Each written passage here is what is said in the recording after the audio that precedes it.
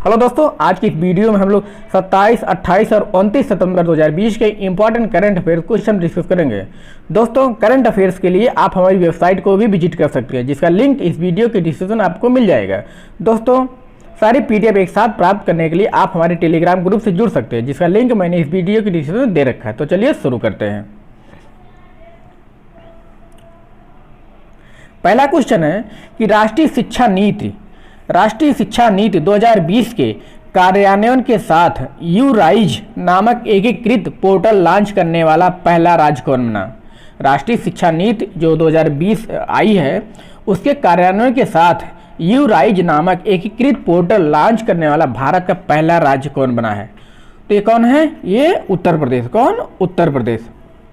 उत्तर प्रदेश जो है राष्ट्रीय शिक्षा नीति 2020 के कार्यान्वयन के साथ यूराइज नामक एकीकृत पोर्टल लॉन्च करने वाला भारत का पहला राज्य बना है। यह जो पोर्टल है यूराइज नामक पोर्टल, यह पोर्टल छात्रों को ऑनलाइन परीक्षा, डिजिटल सामग्री, डिजिटल मूल्यांकन, डिजिटल परीक्षा, वेबिनार, रोजगार आदि के रिकॉर्ड के लिए किए गए वीडियो सामग्री से लेकर व्यवहारिक और तकनीकी ज्ञान प्रदान करके उन्हें सशक्त करेगा। और ये यहाँ पर ये हिमाचल प्रदेश है। हिमाचल प्रदेश क्या? हिमाचल प्रदेश जो है राष्ट्रीय शिक्षा नीति 2020 को लागू करने वाला भारत का पहला राज्य है।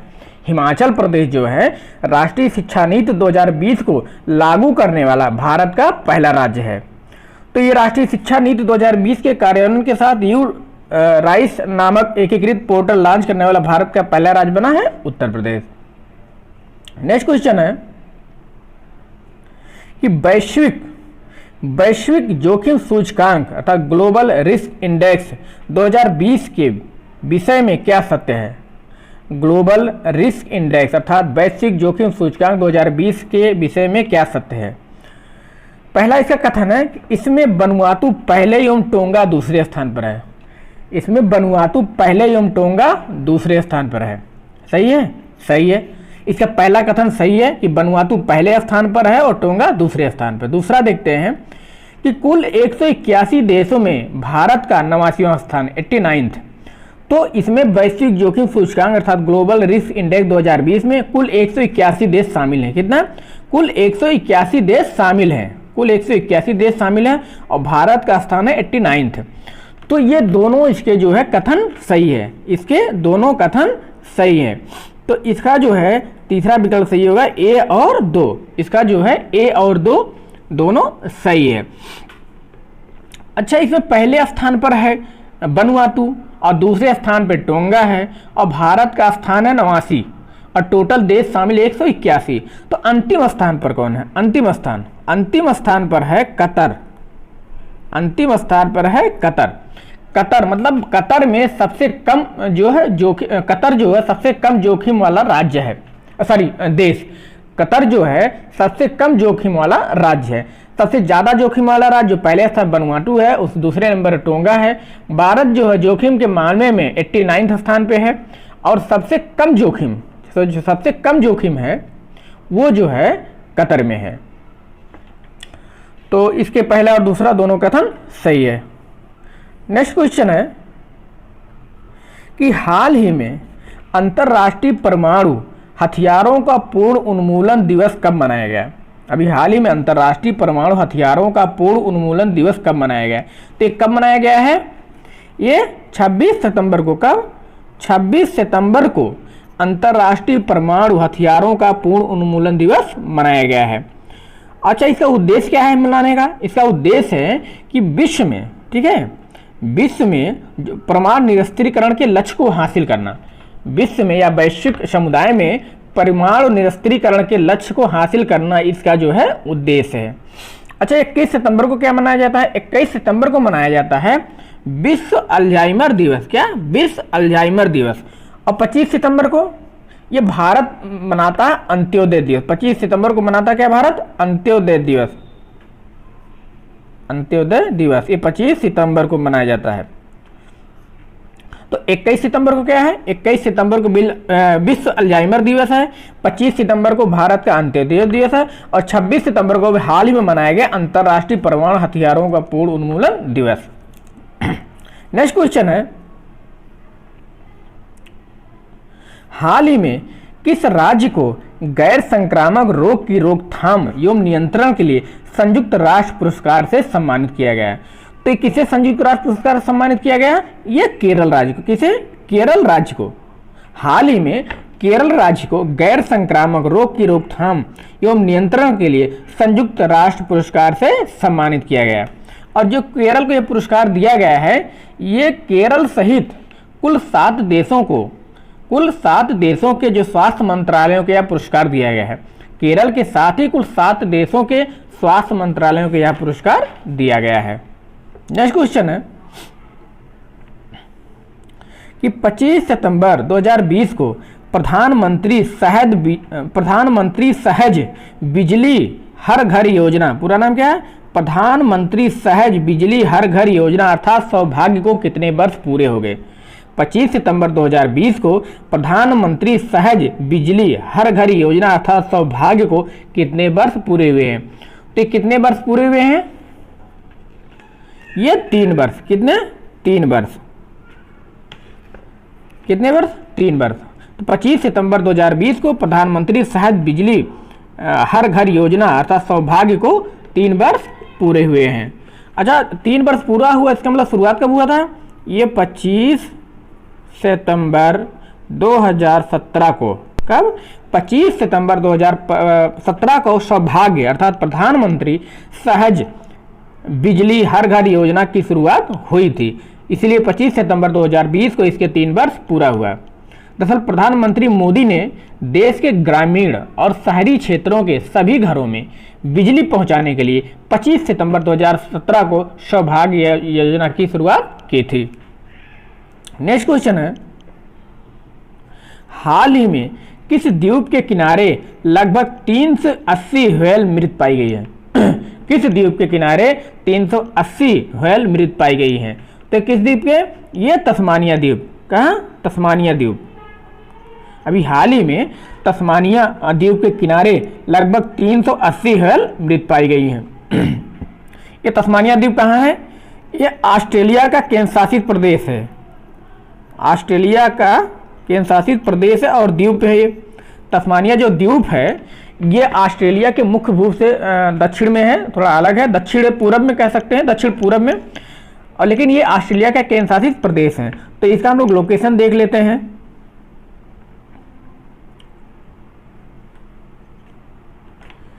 ये देखिए, ये पूरा ऑस्ट्रेलिया है, ये ऑस्ट्रेलिया है। ऑस्ट्रेलिया, ये ऑस्ट्रेलिया देश है। और तस्मानिया ये यहाँ पर छोटा सा, ये देखिए, ये तस्मानिया है। क्या? तस्मानिया देश है। पूरा ऑस्ट्रेलिया, ये जो तस्मानिया ये छोटा दिख रहा है, यही जो है द्वीप, तस्मानिया द्वीप है। और इसी के किनारे 380 व्हेल मृत पाई गई हैं। तो इसको थोड़ा हम लोग जूम कर लेते हैं, जूम करके इसको देखते हैं।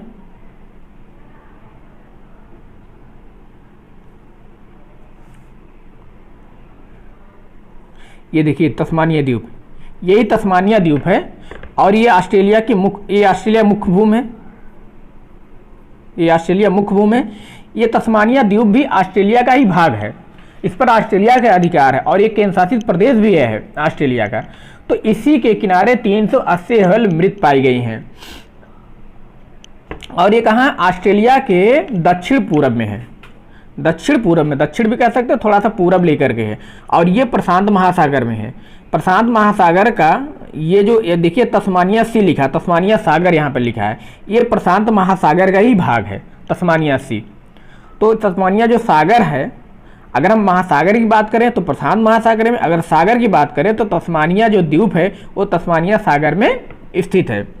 और यह जो ऑस्ट्रेलिया का केंद्र शासित प्रदेश है। और ये जो तस्मानिया है, तस्मानिया द्वीप और ये ऑस्ट्रेलिया मुख्य भूमि, इसके बीच में जो है ये बास स्ट्रेट है, अर्थात बास जल संधि। इसके बीच में ये जो है ये क्या है? बास स्ट्रेट या बास जल संधि, बास स्ट्रेट या बास जल संधि। ये जो ऑस्ट्रेलिया मुख्य भूमि और तस्मानिया के द्वीप के बीच ये वाला भाग, ये बास स्ट्रेट है या बास जल संधि।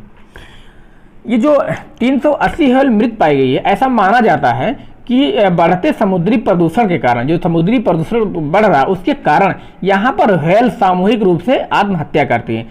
दरअसल व्हेल जहाँ भी रहती हैं एक पूरा समूह में रहती हैं। ऐसा माना जाता है कि जो समुद्री प्रदूषण बढ़ रहा है उसके कारण यहाँ पर व्हेल सामूहिक रूप से आत्महत्या करती हैं। इसके साथ ही साथ यहाँ पर हम लोग जो है थोड़ा कहाँ गई, एक सेकंड, ये जो है ये देखिए न्यूजीलैंड है। न्यूजीलैंड ऑस्ट्रेलिया के दक्षिण पूर्व में, ये देखिए ऑस्ट्रेलिया के दक्षिण पूर्व में न्यूजीलैंड देश है। तो न्यूजीलैंड जो है ऐसे तो ऑस्ट्रेलिया महाद्वीप में आता है, लेकिन ये न्यूजीलैंड जो है अलग देश है। तो तस्मानिया, जो तस्मानिया द्वीप है, तस्मानिया द्वीप ऑस्ट्रेलिया देश का एक जो है द्वीप है और एक केंद्र शासित प्रदेश भी है। नेक्स्ट क्वेश्चन है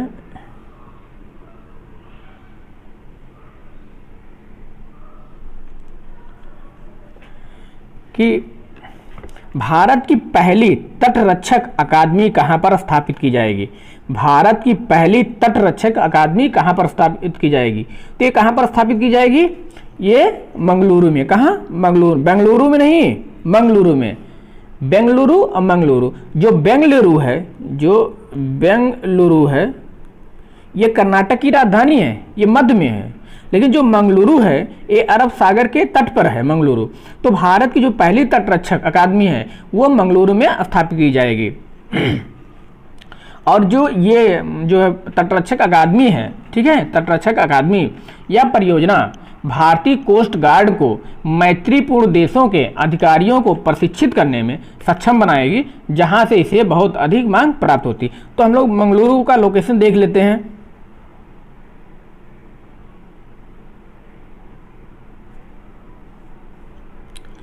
ये देखिए भारत है, ठीक है, और पूरा पीले कलर का भारत है, और इसमें जो रेड कलर का देखना वो कर्नाटक राज्य है।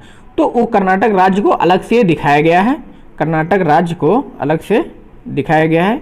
ये पूरा देखिए, ये कर्नाटक राज्य है, ये कर्नाटक राज्य है, तो इसको अलग से यहाँ पर दिखाया गया है बड़ा करके।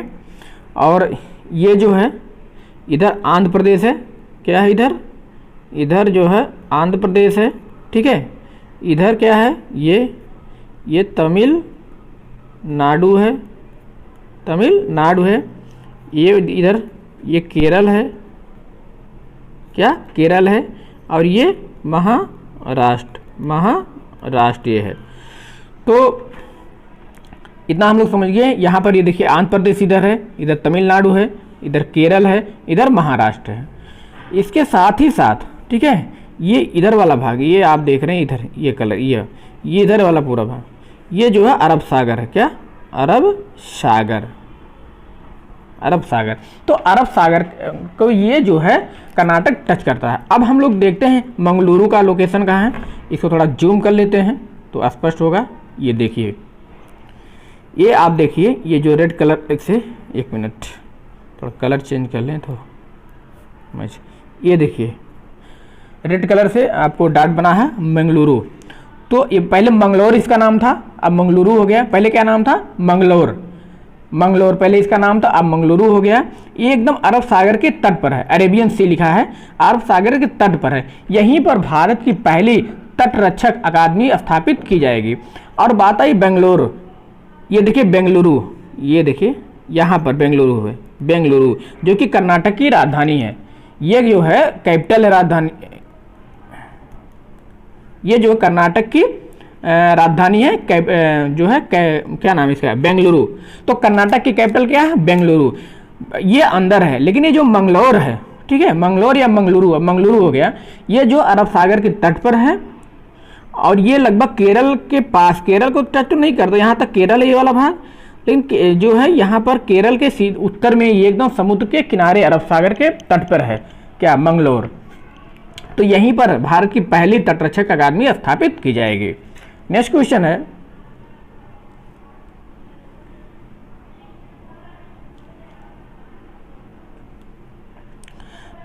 है, कि किस राज्य ने अस्पतालों या होम आइसोलेशन से ठीक हुए कोविड-19 मरीजों के लिए टीबी परीक्षण अनिवार्य कर दिया है। टीबी परीक्षण अनिवार्य कर दिया है, किस राज्य, टीबी परीक्षण माने तपेदिक, टीबी तपेदिक।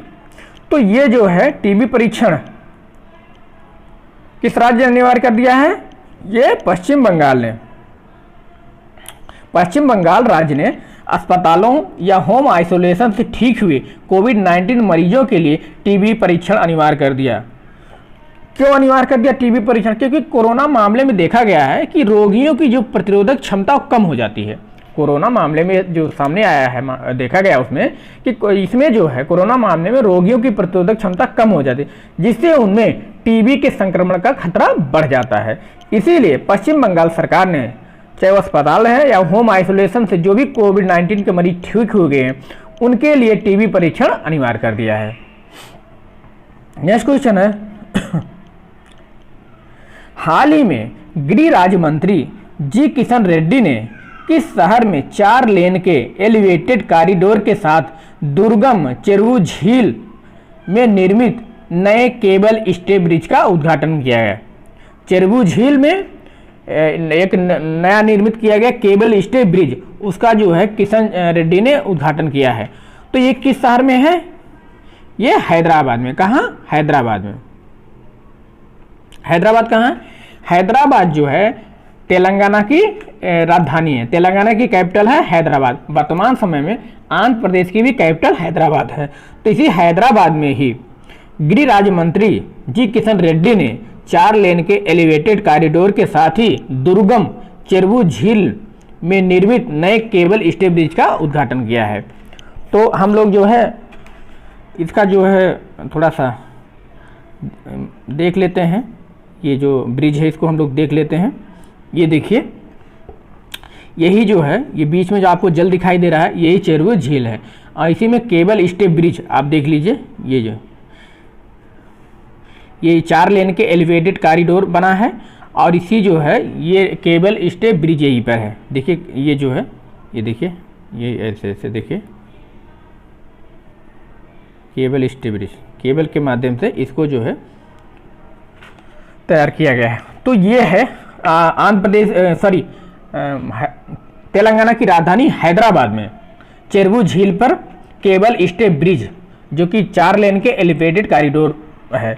तो ये आप देख सकते हैं, यही जो जल आपको दिख रहा है यही चेरुवु झील है। चेरुवु झील भी इंपॉर्टेंट है। नेक्स्ट क्वेश्चन है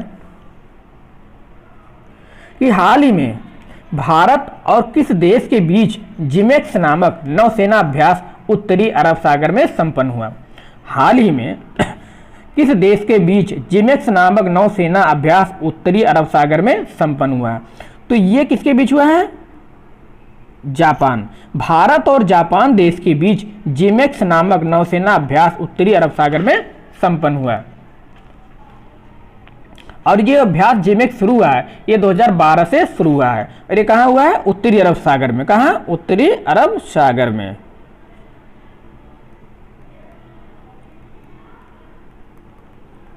ये देखिए, ये अपना भारत है, इधर अरब सागर है। क्या है? अरब सागर। और इधर क्या है? बंगाल की खाड़ी। क्या है? बंगाल की खाड़ी। बंगाल की खाड़ी। तो यही जो है अरब सागर के उत्तरी भाग में, मतलब यहीं कहीं जो है ये अभ्यास हुआ है। जिमेक्स नामक नौसेना जो अभ्यास है वो भारत और जो है जापान के नौसेना के मध्य उत्तरी अरब सागर में संपन्न हुआ है। नेक्स्ट क्वेश्चन है कि हाल ही में विश्व पर्यावरण दिवस, हाल ही में विश्व पर्यावरण स्वास्थ्य दिवस, विश्व गर्भ निरोधक दिवस और विश्व मूक बधिर दिवस कब मनाया गया? 3 दिवस है। क्या क्या? विश्व पर्यावरण स्वास्थ्य दिवस, विश्व गर्भ निरोधक दिवस और विश्व मूक बधिर दिवस कब मनाया गया है? तीनों एक ही दिन मनाया गया है। तो कब मनाया गया है? ये मनाया गया है 26 सितंबर को। कब? 26 सितंबर को विश्व पर्यावरण स्वास्थ्य दिवस, विश्व गर्भ निरोधक दिवस, विश्व मूक बधिर दिवस और साथ ही साथ अंतर्राष्ट्रीय परमाणु हथियारों का पूर्ण उन्मूलन दिवस मनाया गया। नेक्स्ट क्वेश्चन है 24 सितंबर 2020 को किस मलयालम कवि को 55वां 55th ज्ञानपीठ पुरस्कार 2019 से सम्मानित किया गया। 24 सितंबर को किस मलयालम कवि, ये जो कवि है मलयालम कवि है, इनको 55th ज्ञानपीठ पुरस्कार 2019 से सम्मानित किया गया। किसे सम्मानित किया गया है? अक्कीतम अच्युतन नंबूदरी को। किसे? अक्कीतम अच्युतम नंबूदरी, नाम बहुत कठिन है। अक्कीतम अच्युतन नंबूदरी को जो है 55वां ज्ञानपीठ पुरस्कार 2019 से सम्मानित किया गया है। अच्छा, ये डॉक्टर एदान सिंह भाटी कौन है? डॉक्टर एदान सिंह भाटी, इनको भी कोई पुरस्कार मिला है। डॉक्टर एदान सिंह भाटी, इन्हें मिला है 29वां बिहारी पुरस्कार 2019। 29वां जो है बिहारी पुरस्कार 2019 इनको मिला है। और ये जो वासदेव मोही, इन्हें जो है 29वां सरस्वती पुरस्कार 2019 से सम्मानित किया गया है। और ये जो नासिरा शर्मा, इन्हें जो है 29वां व्यास सम्मान दिया गया है। 29वां व्यास पुरस्कार 2019। तो मलयालम कवि हैं, 55वां ज्ञानपीठ उन्हें पुरस्कार दिया गया है 2019 का। उनका नाम है अच्युतम नंबूदरी। नेक्स्ट क्वेश्चन है कि प्रत्येक वर्ष विश्व पर्यटन दिवस कब मनाया जाता है? प्रत्येक वर्ष विश्व पर्यटन दिवस कब मनाया जाता है? कब मनाया जाता है प्रत्येक वर्ष? ये 27 सितंबर को। प्रत्येक वर्ष 27 सितंबर को विश्व पर्यटन दिवस मनाया जाता है। अच्छा, जो 2020 में मनाया गया उसकी थीम क्या थी? उसकी थीम थी पर्यटन और ग्रामीण विकास। क्या? पर्यटन और ग्रामीण विकास। पर्यटन और ग्रामीण विकास। 27 सितंबर 2020 को मनाए गए विश्व पर्यटन दिवस की जो थीम है वो है पर्यटन और ग्रामीण विकास। नेक्स्ट क्वेश्चन है कि हाल ही में फ्लाइट में इंटरनेट सुविधा प्रदान करने वाली भारत की पहली एयरलाइन कौन बनी है? आपको बताना है कि अभी हाल ही में फ्लाइट में इंटरनेट सुविधा प्रदान करने वाली भारत की पहली एयरलाइन कौन बनी है? तो ये कौन है? ये विस्तारा। अभी हाल ही में फ्लाइट में इंटरनेट सुविधा प्रदान करने वाली भारत की पहली एयरलाइन बनी है विस्तारा। नेक्स्ट क्वेश्चन है नासा का आर्टेमिस मिशन किस वर्ष तक चंद्रमा पर पहली महिला एस्ट्रोनॉट को भेजेगा? आपको बताना है कि नासा का जो आर्टेमिस मिशन है वो किस वर्ष तक चंद्रमा पर पहली महिला एस्ट्रोनॉट को भेजेगा? किस वर्ष तक? तो ये 2024 तक। नासा का आर्टेमिस मिशन 2024 तक चंद्रमा पर पहली महिला एस्ट्रोनॉट को भेजेगा। ये जो आर्टेमिस है, आर्टेमिस यूनान की पौराणिक कथाओं में चांद की देवी का नाम है। आर्टेमिस जो है ये यूनान की पौराणिक कथाओं में चांद की देवी का नाम है, जिसे अपोलो देवता की जुड़वा बहन माना जाता है। नेक्स्ट क्वेश्चन है कि माउंट एवरेस्ट चोटी पर, यहाँ गलत छप गया है, माउंट एवरेस्ट चोटी पर बिना ऑक्सीजन सिलेंडर के 10 बार चढ़ने वाले नेपाल के किस पर्वतारोही का हाल ही में निधन हो गया? ये ऐसे पर्वतारोही हैं जो कि हिमालय की सबसे ऊंची पर्वत चोटी माउंट एवरेस्ट पर बिना ऑक्सीजन सिलेंडर के 10 बार चढ़े। अभी हाल ही में, ये नेपाल के हैं, अभी हाल ही में इनका मृत्यु हो गया। ठीक, इनका क्या नाम है? इनका नाम है अंगरीता शेरपा। क्या? अंगरीता शेरपा नेपाल के हैं पर्वतारोही। ये जो है हिमालय की सबसे ऊंची पर्वत चोटी माउंट एवरेस्ट जो है माउंट एवरेस्ट पर बिना ऑक्सीजन सिलेंडर के 10 बार चढ़े। अभी हाल ही में इनका मृत्यु हो गया। अच्छा, माउंट एवरेस्ट को नेपाल में क्या किस नाम से जाना जाता है? ये सागर माथा। क्या? सागर माथा। जो हिमालय की सबसे ऊंची पर्वत चोटी माउंट एवरेस्ट, ये नेपाल में है। कहाँ पर? नेपाल में है। और नेपाल में इसको कहा क्या नाम दिया गया है? सागर माथा। क्या? सागर माथा। नेक्स्ट क्वेश्चन है कि वर्ष 2020 संयुक्त राष्ट्र संघ की स्थापना की कौन सी वर्षगांठ है? आपको बताना है कि 2020 को संयुक्त राष्ट्र संघ अपनी स्थापना की कौन सी वर्षगांठ मना रहा है? तो कौन सी है? ये 75वीं। वर्ष 2020 संयुक्त राष्ट्र संघ की स्थापना की 75वीं वर्षगांठ है। इसकी स्थापना कब हुई थी? तो इसकी स्थापना हुई थी 24 अक्टूबर 1945 को। कब? संयुक्त राष्ट्र संघ का स्थापना कब हुआ था? 24 अक्टूबर 1945 को। इसका मुख्यालय कहाँ है? अमेरिका के न्यूयॉर्क शहर में। कहाँ? अमेरिका के न्यूयॉर्क शहर में। इसमें 5 स्थायी देश हैं। संयुक्त राष्ट्र संघ में 5 स्थायी देश है। कौन कौन? फ्रांस, चीन, रूस, ब्रिटेन और अमेरिका। कौन कौन? फ्रांस, चीन, रूस, ब्रिटेन और अमेरिका। अमेरिका मतलब यूएसए, यूएसए मतलब यूनाइटेड स्टेट ऑफ अमेरिका अर्थात संयुक्त राज्य अमेरिका। हम लोग अमेरिका को संयुक्त राज्य अमेरिका को संक्षेप में अमेरिका कह देते हैं, लेकिन अमेरिका कोई देश नहीं है, अमेरिका तो महाद्वीप है। तो संयुक्त राज्य अमेरिका को हम लोग जो है संक्षेप में अमेरिका कह देते हैं। तो ये जो है 2020 जो है वर्ष 2020 को संयुक्त राष्ट्र संघ की स्थापना की 75वीं वर्षगांठ मना रहा है। और संयुक्त राष्ट्र संघ की स्थापना अर्थात यूएनओ जिसको हम लोग कहते हैं, यूएनओ इसकी स्थापना 24 अक्टूबर 1945 को हुई थी। इसका मुख्यालय न्यूयॉर्क में है और 5 इसके स्थायी सदस्य हैं। कौन कौन? फ्रांस, चीन, रूस, ब्रिटेन और अमेरिका। इसके साथ ही साथ वर्तमान में, ठीक है, वर्तमान में संयुक्त राष्ट्र के कुल सदस्य देश कितने हैं? कुल सदस्य देश हैं 193, 193। कितने? 193। अच्छा, जो ये 75 वर्ष को किस रूप में मनाया जाता है? 75 वर्ष की अवधि को किस रूप में मनाया जाता है? 75 वर्ष को कहा जाता है प्लेटिनम जुबली।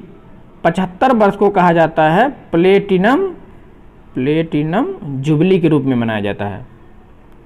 तो कहने का मतलब ये है कि संयुक्त राष्ट्र संघ अपनी स्थापना के प्लेटिनम जुबली मना रहा है, क्योंकि 75 वर्ष की अवधि को प्लेटिनम जुबली का नाम दिया गया है। अच्छा, 75 वर्ष को की जो अवधि उसे प्लेटिनम जुबली नाम दिया गया है। तो 25 वर्ष को, अगर 25 वर्ष पूरा होता 25 वर्ष की अवधि को, इसे कहते हैं सिल्वर जुबली। क्या? Silver jubilee. 25 वर्ष की अवधि को कहते हैं सिल्वर जुबली। 50 वर्ष की अवधि को क्या कहते हैं? 50 वर्ष की अवधि को कहते हैं गोल्डन जुबली। 60 वर्ष को कहते हैं डायमंड जुबली। किसी मुख्यालय संस्था का जो 25 वर्ष पूरा होता है उसे सिल्वर जुबली कहा जाता है, और 50 वर्ष अगर पूरा होता तो गोल्डन, फिर डायमंड। सिल्वर, गोल्डन और डायमंड। और 75 वर्ष हम लोग देख लिए। 75 वर्ष को क्या कहते हैं? Platinum jubilee. क्या? 75 वर्ष को कहते हैं प्लेटिनम जुबली। इसको भी लिख देते हैं, प्लेटिनम जुबली। और अगर 2000 वर्ष पूरा हो जाए तो उसे कहते हैं ग्रेट जुबली। क्या? 2000 वर्ष को कहते हैं ग्रेट जुबली। तो 25 वर्ष को सिल्वर जुबली, 50 वर्ष को गोल्डन, 60 वर्ष को डायमंड और 75 वर्ष को प्लेटिनम जुबली कहा जाता है। नेक्स्ट क्वेश्चन है, हाल ही में किस राज्य सरकार ने ऑपरेशन दुराचारी अभियान शुरू किया है? ऑपरेशन दुराचारी अभियान किस राज्य सरकार ने शुरू किया है? ये उत्तर प्रदेश। अभी हाल ही में उत्तर प्रदेश सरकार ने ऑपरेशन दुराचारी अभियान को शुरू किया है। ये ऑपरेशन दुराचारी अभियान क्या है? ये ऑपरेशन दुराचारी अभियान के तहत जो महिलाओं से जो लोग दुर्व्यवहार करते हैं, उनके साथ छेड़खानी करते हैं, ऐसे सौदों के जो पोस्टर हैं वो सार्वजनिक स्थान पर लगाया जाएगा। ऑपरेशन दुराचारी में के अंतर्गत महिलाओं से छेड़छाड़ या दुर्व्यवहार करने वाले सौदों के पोस्टर सार्वजनिक स्थान पर लगाए जाएंगे। नेक्स्ट क्वेश्चन है कि हाल ही में गठित राष्ट्रीय चिकित्सा आयोग अर्थात नेशनल मेडिकल कमीशन का अध्यक्ष किसे नियुक्त किया गया? हाल ही में गठित राष्ट्रीय चिकित्सा आयोग का अध्यक्ष किसे नियुक्त किया गया? तो किसे नियुक्त किया गया? ये डॉक्टर सुरेश चंद्र शर्मा को। किसे? डॉक्टर सुरेश चंद्र शर्मा को राष्ट्रीय चिकित्सा आयोग का अध्यक्ष नियुक्त किया गया है। ये जो राष्ट्रीय चिकित्सा आयोग है, ये जो है मेडिकल काउंसिल ऑफ इंडिया का स्थान लिया है। ये राष्ट्रीय चिकित्सा आयोग जो नया गठित किया गया है, ये मेडिकल काउंसिल ऑफ इंडिया का स्थान लिया है। नेक्स्ट क्वेश्चन है कि देश का पहला ग्लास ब्रिज किस राज्य में बनाया जाएगा। आपको बताना है कि देश का पहला ग्लास ब्रिज किस राज्य में बनाया जाएगा। ये किस राज्य में बनाया जाएगा, तो ये उत्तराखंड में। कहाँ पर, देश का पहला ग्लास ब्रिज उत्तराखंड राज्य में बनाया जाएगा। कहाँ पर, उत्तराखंड में, ये ऋषिकेश में गंगा नदी पर। कहाँ, ऋषिकेश, उत्तराखंड के ऋषिकेश में किस नदी पर, गंगा नदी पर। और ये यहाँ ऋषिकेश में जो लक्ष्मण झूला लगता है वहाँ पर, तो लक्ष्मण झूला के बराबर में इस ब्रिज को बनाया जाएगा। इसका जो फर्श होगा वो मजबूत पारदर्शी कांच का होगा। ये जो ग्लास ब्रिज है वो ऋषिकेश में लक्ष्मण झूला लगता है, उसी के बगल में बराबर में इस ब्रिज को बनाया जाएगा। और इसका जो ब्रिज का फर्श होगा वो मजबूत पारदर्शी कांच का होगा। अच्छा, गंगा नदी बात है, गंगा नदी निकलती कहाँ से, तो ये गंगा नदी उत्तराखंड राज्य में उत्तरकाशी जिले में गंगोत्री हिमनद के गोमुख नामक स्थान से निकलती है। इसके तो ये देश का पहला ग्लास ब्रिज उत्तराखंड राज्य में बनाया जाएगा। नेक्स्ट क्वेश्चन है,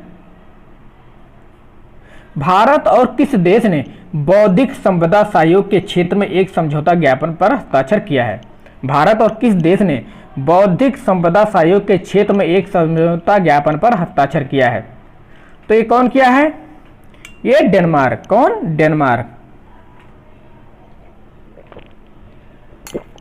भारत और डेनमार्क ने बौद्धिक संपदा सहयोग के क्षेत्र में एक समझौता ज्ञापन पर हस्ताक्षर किया है। डेनमार्क जो है, डेनमार्क यूरोप का एक देश है। डेनमार्क की कैपिटल क्या है, यह है कोपेनहेगन। क्या, कोपेनहेगन। कोपेनहेगन क्या है, ये डेनमार्क की कैपिटल है, डेनमार्क की राजधानी है। और डेनमार्क यूरोप का एक देश है, यूरोप महाद्वीप का। नेक्स्ट क्वेश्चन है, हाल ही में कहां पर विश्व स्तरीय दिव्यांग खेल केंद्र सेंटर फॉर डिसेबिलिटी स्पोर्ट का शिलान्यास किया गया। अभी हाल ही में कहां पर विश्व स्तरीय दिव्यांग खेल केंद्र सेंटर फॉर डिसेबिलिटी स्पोर्ट का शिलान्यास किया गया, तो ये कहां पर किया गया है, ये ग्वालियर में। कहां, ग्वालियर। ग्वालियर कहां है, ग्वालियर मध्य प्रदेश, एमपी में है। अभी हाल ही में ग्वालियर में विश्व स्तरीय दिव्यांग खेल केंद्र अर्थात सेंटर फॉर डिसेबिलिटी स्पोर्ट का शिलान्यास किया गया है। नेक्स्ट क्वेश्चन है, हाल ही में किस देश ने जैव विविधता पर मंत्री स्तरीय गोलमेज सम्मेलन की मेजबानी की है। अभी हाल ही में आपको बताना कि किस देश ने जैव विविधता पर मंत्री स्तरीय गोलमेज सम्मेलन की मेजबानी की है, तो किस देश ने किया मेजबानी, ये चीन ने। किसने, चीन ने। अभी हाल ही में चीन ने जैव विविधता पर मंत्री स्तरीय गोलमेज सम्मेलन की मेजबानी की है। इसका उद्देश्य क्या है, इसका जो उद्देश्य है वो जैव विविधता संरक्षण एवं सतत विकास पर विचारों का आदान प्रदान करना। इसका जो उद्देश्य है जैव विविधता संरक्षण एवं सतत विकास पर विचारों का आदान प्रदान करना। अच्छा, इसमें भारत का प्रतिनिधित्व कौन किया था, इसमें जो भारत का प्रतिनिधित्व किया था वो केंद्रीय पर्यावरण मंत्री प्रकाश जावड़ेकर ने। नेक्स्ट क्वेश्चन है कि हाल ही में अनपैक खुली सिगरेट और बीड़ी की बिक्री पर प्रतिबंध लगाने वाला पहला भारतीय राज्य कौन बना है। अभी हाल ही में खुली सिगरेट और बीड़ी की बिक्री पर प्रतिबंध लगाने वाला भारत का पहला राज्य कौन बना, तो ये कौन बना है, ये महाराष्ट्र। कौन, महाराष्ट्र। अभी हाल ही में अनपैक अर्थात खुली सिगरेट और बीड़ी की बिक्री पर प्रतिबंध लगाने वाला पहला भारतीय राज्य महाराष्ट्र बना है। इसका उद्देश्य यह सुनिश्चित करना है कि ग्राहक जो है सिगरेट पैकिंग पर अनिवार्य ग्राफिक सार्वजनिक स्वास्थ्य चेतावनी देख सके। नेक्स्ट क्वेश्चन है और अंतिम क्वेश्चन कि राजनाथ सिंह द्वारा विमोचित ये बुके ऑफ फ्लावर्स नामक पुस्तक के लेखक या लेखिका कौन है। आपको बताना है, ये पुस्तक का नाम ये बुके ऑफ फ्लावर्स, ये बुके या फ्लावर, इसका विमोचन किया है रक्षा मंत्री राजनाथ सिंह। इसका बताना है कि इसके लेखक या लेखिका कौन है, तो कौन है, डॉक्टर कृष्णा सक्सेना। कौन, डॉक्टर कृष्णा सक्सेना लेखिका है इसके। और ये जो डॉक्टर कृष्णा सक्सेना है यह उत्तर प्रदेश के लखनऊ से पीएचडी करने वाली पहली महिला है। डॉक्टर कृष्णा सक्सेना उत्तर प्रदेश के लखनऊ से पीएचडी करने वाली पहली महिला है। तो दोस्तों इस वीडियो में इतना ही। अगर ये वीडियो आपको पसंद आए तो इसे लाइक और शेयर जरूर करें तथा साथ ही साथ इस चैनल को भी सब्सक्राइब करें। Thanks for watching.